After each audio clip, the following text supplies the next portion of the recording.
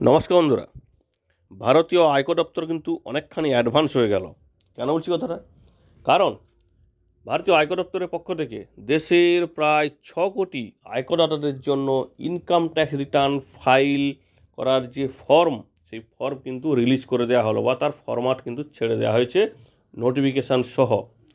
ফর্মটা কোন বছরের জন্য? যেটা আমরা ইনকাম ট্যাক্স রিটার্ন ফাইল করব 2024-এর 1 এপ্রিল থেকে। তো মোটামুটি কিন্তু অ্যাডভান্স কেন বললাম? কারণ আপনারা জানেন যে এই ফর্মগুলো সাধারণত যেটা নোটিফিকেশান হয় বা প্রকাশ হয় বা আমরা দেখতে পাই, ব্যবহার করতে পারি, সেটা হচ্ছে 1 এপ্রিল থেকে। কিন্তু এই প্রথম ডিসেম্বর থেকেই কিন্তু এই ফর্মগুলো ছেড়ে দেওয়া হলো, অর্থাৎ প্রায় 3 মাসেরও বেশি সময় কিন্তু আপনাকে দেওয়া হচ্ছে এই ফর্মটি সম্বন্ধে বোঝার জন্য। কারণ এখানে নতুন কি তথ্য লাগবে, নতুন কি হিসেব বা নতুন কি ফর্ম যুক্ত হয়েছে, নতুন কি কলাম যুক্ত হয়েছে, সমস্ত বিষয়গুলো কিন্তু এখানে আপনি জানতে পারবেন। ভারতীয় আয়কর দপ্তরের পক্ষ থেকে একটি বিজ্ঞপ্তি সহ এই ফর্মের ফরম্যাটটা কিন্তু দেওয়া হয়েছে। ফর্মের ফরম্যাট বলতে ধরুন ফর্ম 1, ফর্ম 2, ফর্ম 3, ফর্ম 7 এই রকম। এটা কোন বছর? 2023-24 আর্থিক বছর এবং মূল্যায়ন বছর বা অ্যাসেসমেন্ট ইয়ার 2024-25। এই আর্থিক বছর অর্থাৎ 2024-এর 1 এপ্রিলের পরে যে আমরা ইনকাম ট্যাক্স রিটার্নটি ফাইল করব, তার আইটিআর ফর্মগুলো বের করে ফেলেছে এবং এখানে প্রায় 7 থেকে 8টির পার্থক্য বা নতুন নিয়ম এসছে। তবে হ্যাঁ, তার মধ্যে অবশ্যই একটি ট্যাক্স ছাড়ের বিষয়ও দিয়েছে, নতুন একটা ট্যাক্স ছাড়ের অপশানও দিয়েছে এবং ব্যাঙ্ক অ্যাকাউন্ট সংক্রান্ত নতুন নিয়ম করেছে, নগদে লেনদেনের নতুন নিয়ম এবং অনুমোদিত যে ছাড়, অনুমোদিত ট্যাক্স ছাড়েরও কিন্তু সীমা বাড়ানো হয়েছে। ক্রিপ্টোকারেন্সি এবং অফট ইন এবং অফট আউট সম্বন্ধে আরও তথ্যের বিষয় কিন্তু বলা হয়েছে। এইরকম কী বিষয় বলা হয়েছে সম্পূর্ণ ব্যাখ্যা সহ আমরা জানবো। কারণ এই বিষয়গুলো যদি আপনি জেনে রাখেন, তাহলে কিন্তু আপনি কোনোভাবে বিপদে পড়বেন না ইনকাম ট্যাক্স রিটার্ন ফাইল করার সময়, কারণ আপনি আগে থেকে তথ্যগুলো জেনে রাখবেন এবং ফর্মটাও বুঝে নেবেন। তো দেখুন কি বলেছে বিষয়টা। এমনিতে ইনকাম ট্যাক্স রিটার্ন ফাইল করার জন্য যে ফর্মগুলি হয়, সেই ফর্মগুলো কার জন্য কোনটা লাগবে তার কিন্তু কোনো চেঞ্জ করা হয়নি। Income tax return ITR 1, ITR 2, ITR 3 এই সমস্ত ফর্মগুলো যেমন ছিল, যার জন্য যা ছিল, ধরুন ITR 1 কারদের জন্য, বেতনভোগী ব্যক্তিদের জন্য, যাদের মাত্র একটি মাত্র বাড়ি থেকে আয় হয়, তো সেই সমস্ত ক্ষেত্রে কিন্তু ITR 1, এছাড়া ITR 2, ITR 3, ITR 4 কীভাবে কারা পূরণ করবেন, কারা জমা করবেন, এটা নিয়ে আমাদের আলাদা ভিডিও আছে, তাই এখানে আর বিশেষ বলছি না। এবারে আসি নতুন ছাড়। নতুন ছাড়টি হচ্ছে 80CCH। এই ছাড়টি কারা পাবেন? অগ্নিবীরদের জন্য। আপনারা জানেন ভারত সরকারের নতুন সিদ্ধান্ত অনুযায়ী 17.5 বছর বয়স হয়ে গেলে ভারতীয় সেনায় যুক্ত হওয়া যায় 4 বছরের জন্য, 17.5 থেকে 21 বছর বয়সের মধ্যে।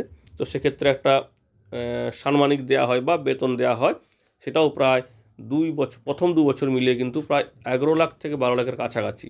তো এর মধ্যে প্রায় 30% এমপ্লয়ি, অর্থাৎ ওই অগ্নিবীর যে কর্মী বা সৈনিক, উনি দেবেন এবং কেন্দ্র সরকারও কিন্তু ততক্ষণেই দেবে। এই সম্পূর্ণ টাকাটা কিন্তু ট্যাক্স ছাড়া হবে এবং এটা ITR 1 এবং ITR 4-এও কিন্তু দেখাতে হবে, তার জন্য কিন্তু সংশোধন করা হয়েছে।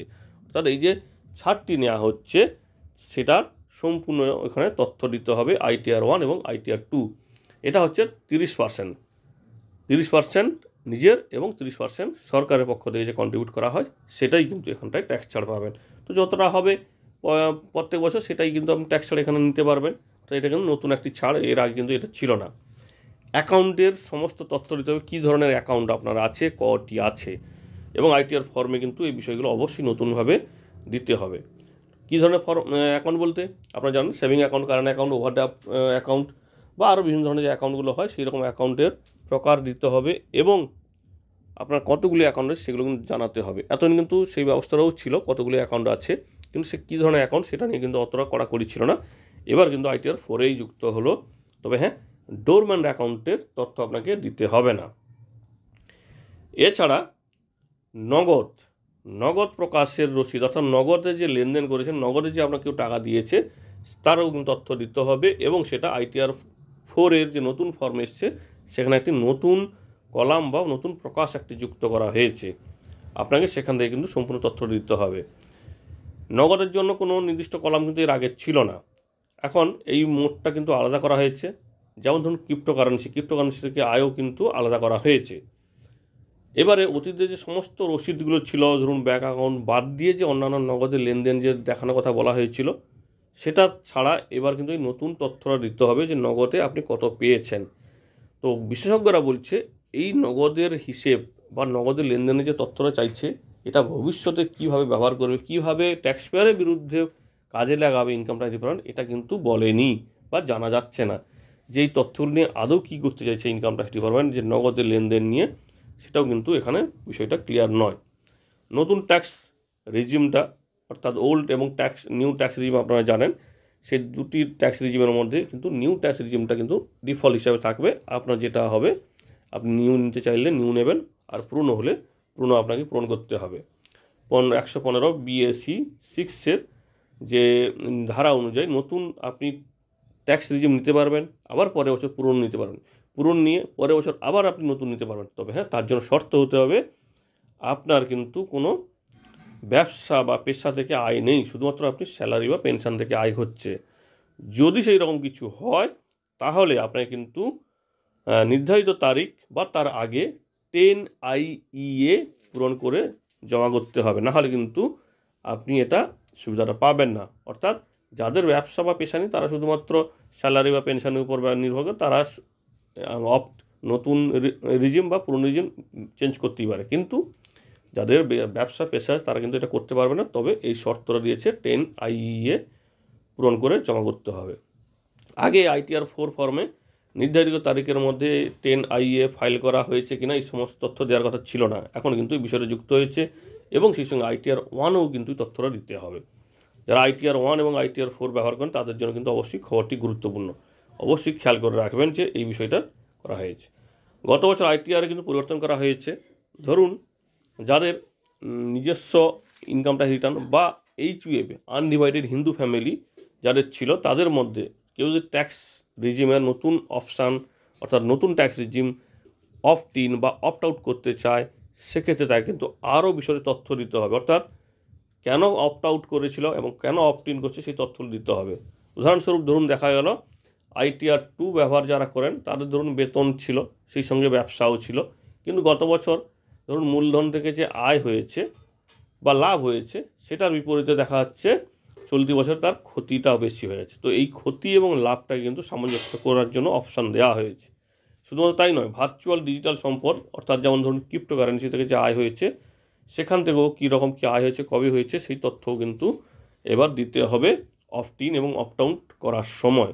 কারণ আপনার ধরুন আগের বছর আপনার আয় ছিল ব্যবসা থেকে পেশা থেকে, এবছর নেই, তো সে সমস্ত ক্ষেত্রে কিন্তু এই বিষয়টা নতুন যুক্ত হয়েছে। এছাড়া ফিনান্স অ্যাক্ট 2023-এর অনুযায়ী টার্নওভার লিমিট, যেটা থ্রেশহোল্ড লিমিট 2 কোটি ছিল, সেটাকে 3 কোটি টাকা করা হয়েছে। সেটা কিসের জন্য? অনুমোদিত ট্যাক্স ছাড়ের জন্য, যেটা 44-এর AD ধারাতে কিন্তু আপনি নিতে পারবেন। তবে হ্যাঁ, তার শর্ত আছে, টোটাল টার্নওভারের যে টার্নওভারটা টোটাল হবে তার 5%-এর বেশি কিন্তু ক্যাশে লেনদেন করা যাবে না। তার এখানেও কিন্তু সীমা বেঁধে দিয়েছে এবং নিয়ম বেঁধে দিয়েছে। ট্যাক্স ছাড়া আপনি নিতে পারবেন বা অনুমোদিত ট্যাক্স ছাড়া আবেদন করতে পারেন, কিন্তু তার জন্য আপনাকে এই 5%-এর নিয়ম মনে রাখতে হবে। টোটাল টার্নওভার তার 5%-এর বেশি কিন্তু এই ক্যাশে লেনদেন করা যাবে না। তাদের এই ইনকাম ট্যাক্স ডিপার্টমেন্টের পক্ষ থেকে নতুন যে ট্যাক্স ফর্মগুলো বার করা হয়েছে সেখানে কিন্তু কিছু চেঞ্জ করা হয়েছে, তাই আপনাকে কিন্তু সময়ের আগে বিষয়গুলো জেনে রাখতে হবে, নাহলে আপনি ইনকাম ট্যাক্স রিটার্ন ফাইল করতে গিয়ে কোনো কারণে ভুল করে ফেলতে পারেন। এবং সেই সঙ্গে একটি গুরুত্বপূর্ণ সংবাদ আপনাদের সঙ্গে শেয়ার করি, সেটা হচ্ছে এই মুহূর্তে কিন্তু ইনকাম ট্যাক্স ডিপার্টমেন্টের পক্ষ থেকে বিভিন্ন ধরনের নোটিশ আসছে, ডিমান্ড নোটিশ বা কিছু ভুল ভ্রান্তির নোটিশ আসছে, যেটা আপনার ভুল হয়েছিল সেই নোটিশগুলো কিন্তু একবার এড়িয়ে যাবেন না। যেমন বলা থাকবে, যেমন ধারা দিয়ে যুক্ত থাকবে সেই রকম কিন্তু অবশ্যই উত্তর দেবেন। আপনি নিজে না বুঝতে পারলে তাহলে অবশ্যই একজন অভিজ্ঞর সঙ্গে যোগাযোগ করুন, তাদের সঙ্গে কথা বলে অবশ্যই এই উত্তরটা কিন্তু দেবেন। ধন্যবাদ।